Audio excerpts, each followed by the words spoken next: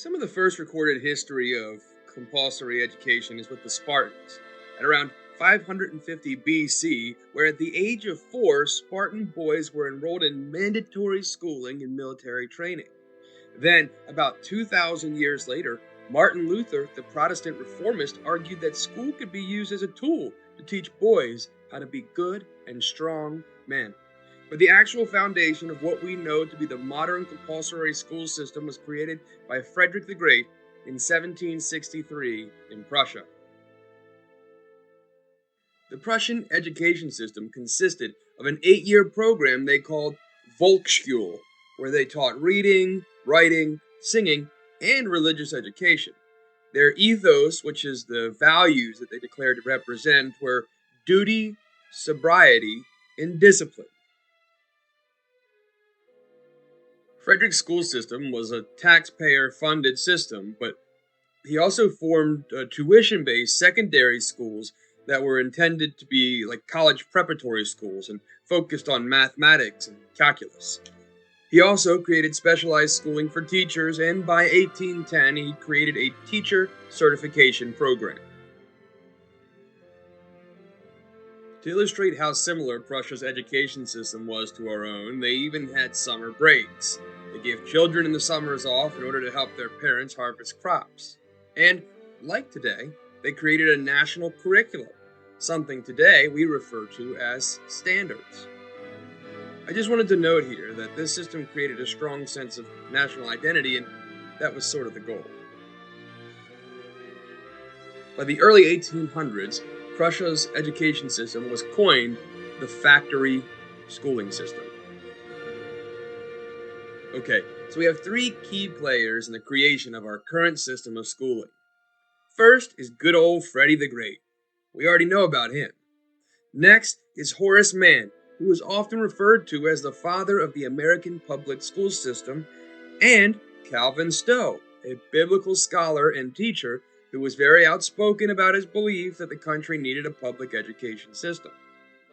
In 1836, Stowe went to Europe, and when he returned, wrote a paper called The Report on Elementary Instruction in Europe. And then Horace Mann went to Germany in 1843 to explore how their factory schooling model worked. Together, Horace Mann and Calvin Stowe lobbied the Massachusetts government, and in 1852, they were the first state to implement a compulsory public school system.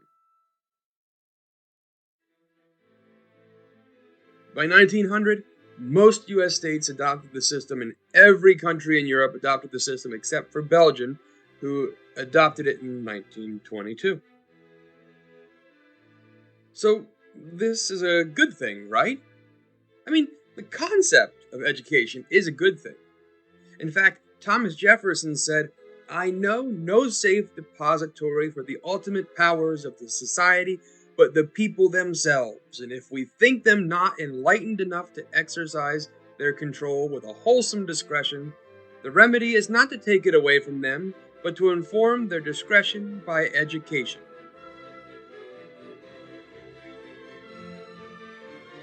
Education is a good thing, but only when the goal is expanding knowledge. Elwood Cuberly, an early leader of education, said, "Our schools are in a sense factories, in which the raw products children are to be shaped and fashioned into products to meet the various demands of life. The specifications for manufacturing come from the demands of the 20th century civilization, and it is the business of the school to build its pupils according to the specifications laid down." William Harris was the 5th United States Commissioner of Education from 1889 to 1906. He had this to say: 99 out of 100 are automata. This is not an accident, but the result of substantial education, which, scientifically defined, is the subsumption of the individual.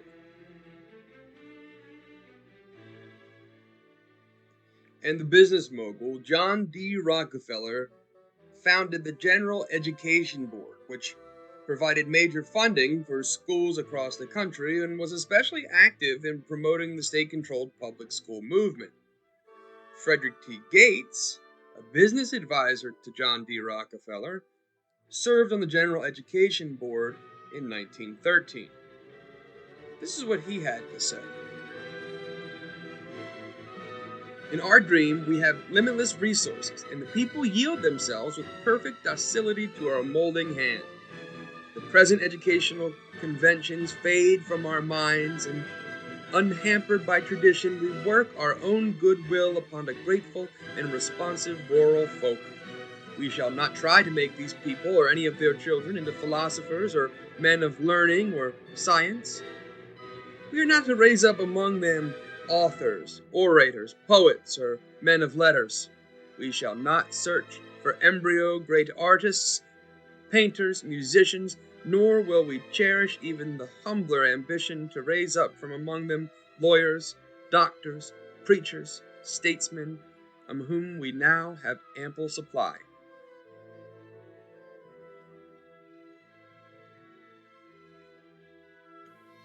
Education itself is important, but in order to create a society of educated, wise, and skilled people, we need a system that teaches children how to think, not what to think. We need to be cautious of the power our education system has, power that has been used to mold and shape the hearts and minds of our children. Many people have corrupted the hearts and minds of children, have done so not for corruption's sake, but rather because they thought they were doing some good for society. I cannot tell you that I believe that our current system was created and implemented to transform our children into robots that are eager to do their part to serve the state, or create a class of people who were brought up for the purpose of just following orders, or if that has simply been the goal of a few evil people. But being a father myself, I know that it's a child's nature to question literally everything. Somewhere along the line, whether it's our response as parents or the school system that tells them that something is so merely because the teacher said it is, kids are trained to stop asking questions. Asking questions is the key to all knowledge, as when we ask questions, we seek answers. We need to focus on creating a system that allows our children to ask questions and seek answers. A system that is formed around our children's strengths that help to shore up their weaknesses. That is what I hope to accomplish with this channel. In some of our next videos, I will dive into some of the great minds in education reform and how their ideology could be the key to unlock our children's potential. I'm also going to do some videos about epistemology, which is the study of knowledge itself. I hope you got something out of this video, and if you did, please like and subscribe. I thank you all so very much for tuning in.